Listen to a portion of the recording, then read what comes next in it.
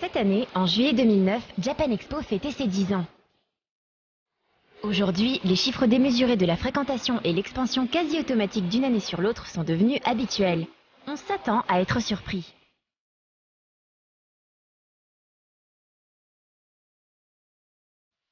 Ce fut donc encore une édition dantesque, tellement énorme en termes de volume qu'on a du mal à se souvenir comment ça faisait en 2006, quand il y avait un seul concert, celui d'Anatsuchiya, et 56 000 visiteurs dans l'espace Villepinte. Et pourtant, à l'époque, c'était déjà colossal. 3 ans plus tard, la convention s'est rallongée en durée, le nombre de visiteurs a triplé, et la JE Livehouse a accueilli pas moins de 16 concerts. Il y a 10 ans, en 1999 donc, Japan Expo tenait sa première édition. C'était une convention organisée par les étudiants de l'école EPITA, qui continue encore aujourd'hui à organiser sa propre convention sur la culture japonaise. Bien peu de documents subsistent des premières éditions qui rassemblaient quelques milliers de visiteurs. Ces premières éditions ne portaient même pas encore le nom de Japan Expo.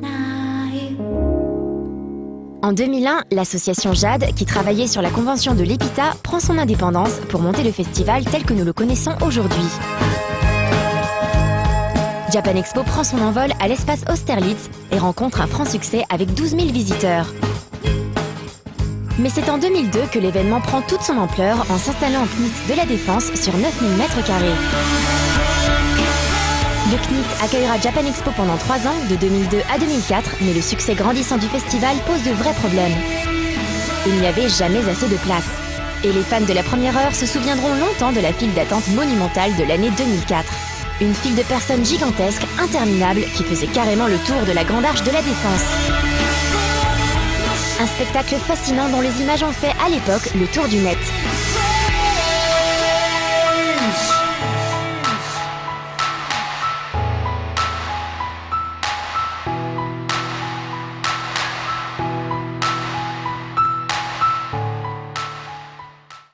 Victime de son succès, le festival doit impérativement évoluer.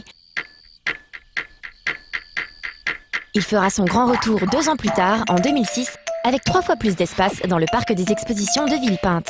L'équipe du festival a enfin eu, depuis 2006, a enfin eu les moyens de se dédier à l'organisation du festival. Avant, on avait tous des jobs en parallèle, donc c'était beaucoup d'organisation de nuit.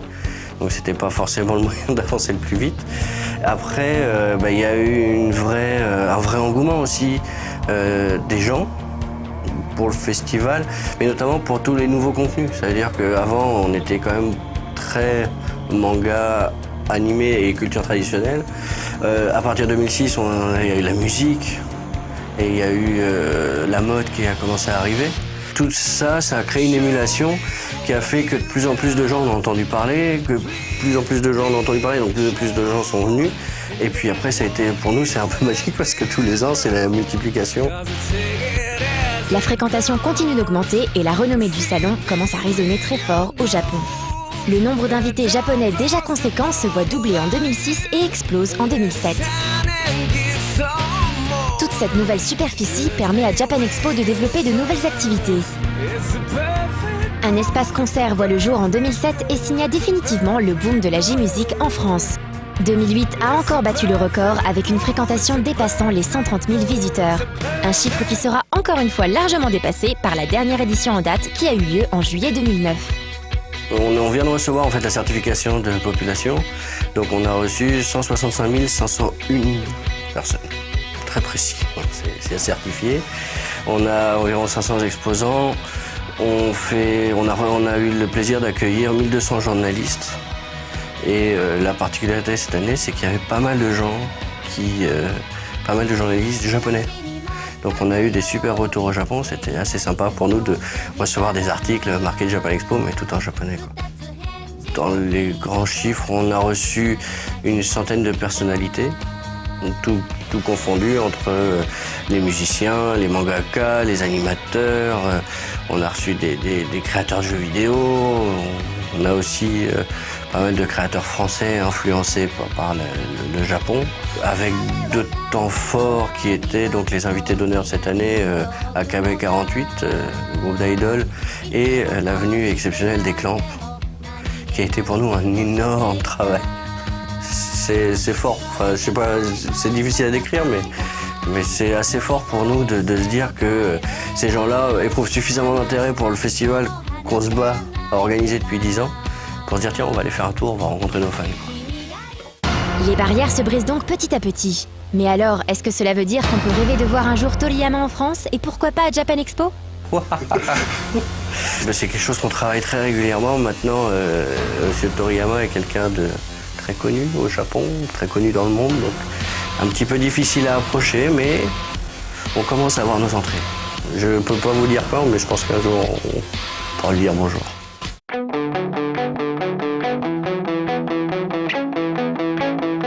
La plus grande partie du salon est évidemment consacrée aux exposants. Il y a les boutiques de fringues, de goods, de jeux, de DVD, de CD, bref, tout ce qui peut intéresser l'otaku moyen venu dépenser ses économies dans la joie, la frénésie et l'excitation du time limit. Le salon est devenu en effet tellement gigantesque qu'il est quasiment impossible de voir tout ce que proposent les stands.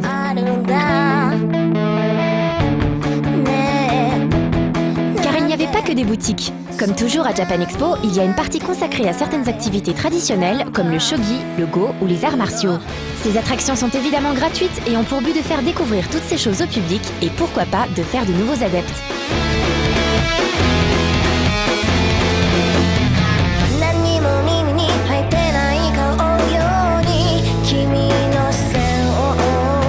Il y a aussi tout un espace fanzine, toujours aussi dynamique.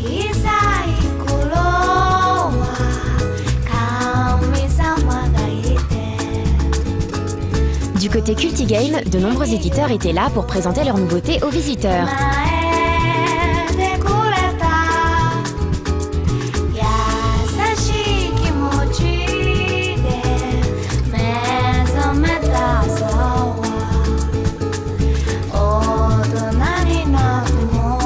Sega avait même monté avec l'aide de l'assos mo5.com le Sega Museum qui permettait le temps d'une petite balade totalement jouissive de revoir toute l'histoire de l'éditeur à travers de nombreuses pièces rares. Le stand Pixel Love quant à lui proposait une exposition très originale de jaquettes de jeunesse recréées de toutes pièces par leurs deux invités, Hikarin et Kurashima, dont vous avez déjà pu voir les interviews dans 101%.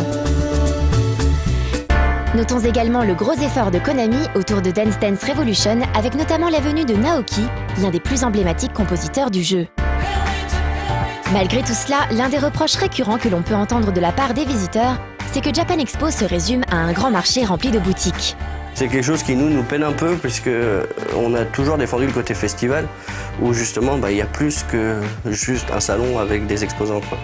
Donc et je vais parler des exposants plus que des boutiques, c'est l'ensemble des exposants. Il y a deux choses. La première, c'est que déjà, ça représente les espaces exposants, ne représente qu'un tiers de la surface du salon.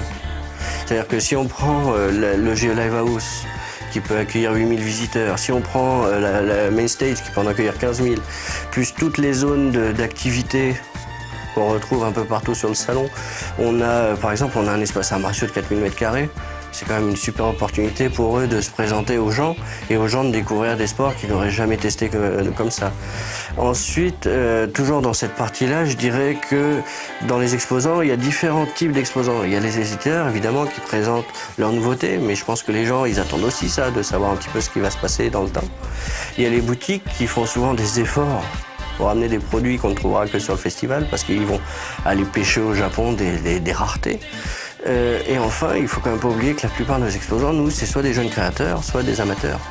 C'est-à-dire des gens qui viennent sur le festival évidemment pour vendre des petits trucs, mais qui n'ont pas de vocation professionnelle en soi. C'est juste qu'ils ont envie de partager leur passion, qu'ils fabriquent quelque chose et qu'ils vont dire aux gens, bah regardez, profitez-en.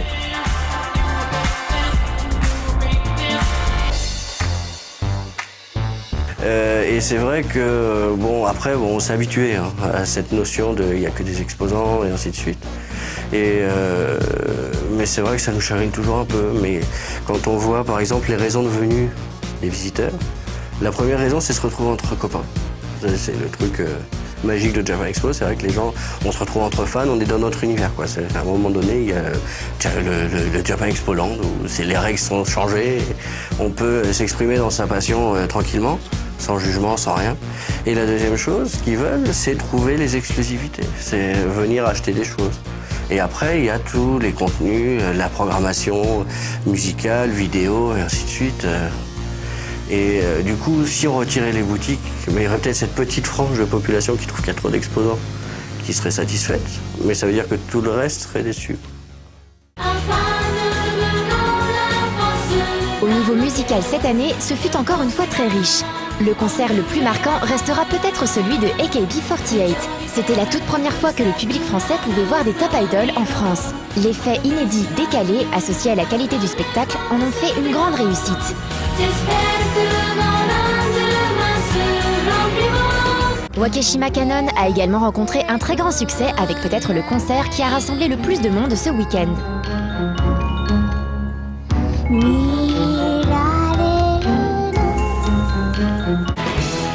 Puffy et Mimi, elles, ont peut-être touché un peu moins de monde, mais le groupe est tellement culte et la performance si percutante que le résultat était absolument fascinant. Voir le duo enchaîner leur plus grand tube avec quelque chose d'irréel et de divin.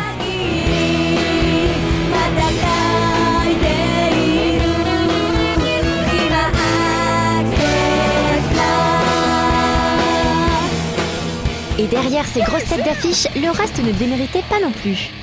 Il y avait les habitués de Japan Expo comme Dain et Gali qui étaient de retour cette année, ainsi que bien d'autres groupes qui méritaient vraiment le détour comme School Food Punishment ou encore V-Skip, Sun Owl et Mosaic Wave.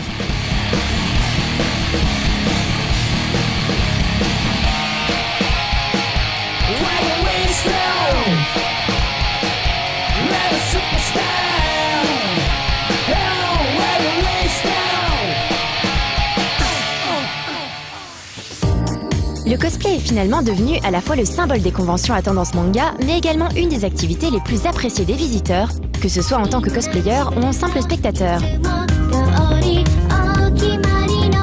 Cette année encore, il y avait de quoi faire, avec plusieurs défilés par jour, les traditionnelles sélections pour le World Cosplay Summit, un défilé spécial Clamp pour faire honneur à leur venue, et enfin, le dernier jour, un défilé de cosplay organisé pour fêter les 10 ans du salon.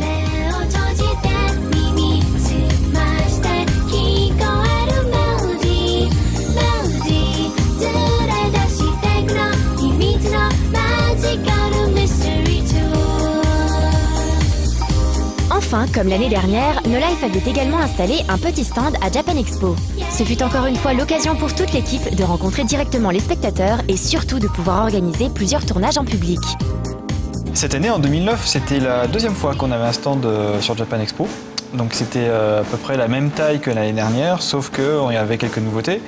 On avait une très jolie bâche imprimée avec des cubes et les flèches de 101%.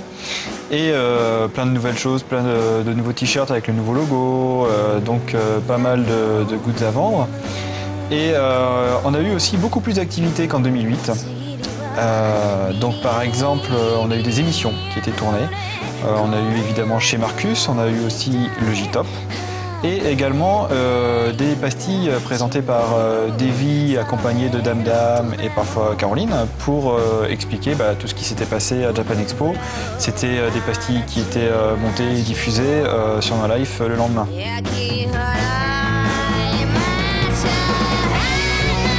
Alors derrière le stand de No Life, il y avait le stand de Kila Kila Japon, qui était vraiment très sympathique et très beau. Ils avaient ramené plein de choses, plein de goods super intéressants du Japon. Il y avait également pas mal de gens de l'équipe de DLE qu'on a pu rencontrer. C'était vraiment sympa de les voir et très intéressant. Je pense que les gens qui connaissaient l'émission ont été vraiment très contents aussi. On a eu un grand écran sur lequel on passait des programmes de No Life. Et une soirée, en fait, j'avais décidé de passer toute une série de clips d'idoles. Alors, comme je m'y connaissais pas trop, j'ai demandé aux spécialistes, donc j'ai demandé à Petite Rose qu'est-ce qui serait bien comme clip, etc. Donc on m'avait fait une liste. Et puis j'ai fait une playlist de clips d'idoles et puis on a eu les WOTAD autour du stand qui n'arrêtaient pas de danser. Et c'était vraiment assez hallucinant, c'était vraiment génial. Séance de dédicace à la base de moi, et puis Poulpe est venu faire un road trip, et puis je crois qu'on s'est fait prendre en otage par la foule. Alors on a été pris en otage par vous, c'est ça hein? Il y a des dédicaces qui ont duré des heures et des heures. Je pense à la dédicace de Davy et Poulpe, qui ont dû commencer à 14h et finir à 19h. Donc c'est vrai que c'était assez impressionnant. Franchement, c'est à la fois un souvenir on va dire éprouvant, mais un souvenir aussi agréable, parce que c'est vrai que tout ce monde autour du stand de No Life, c'était vraiment cool.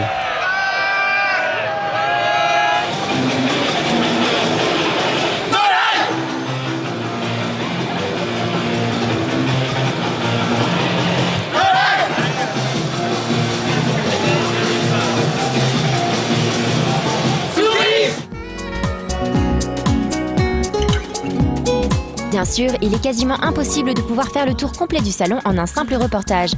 Le foisonnement et l'énergie mise en œuvre par les exposants et les visiteurs font que finalement, le salon finit par être une espèce de happening permanent où tout se passe en même temps, donnant l'impression tenace d'être dans quelque chose de tellement énorme qu'il faudrait pouvoir se scinder en 10 l'espace d'un week-end pour espérer tout voir.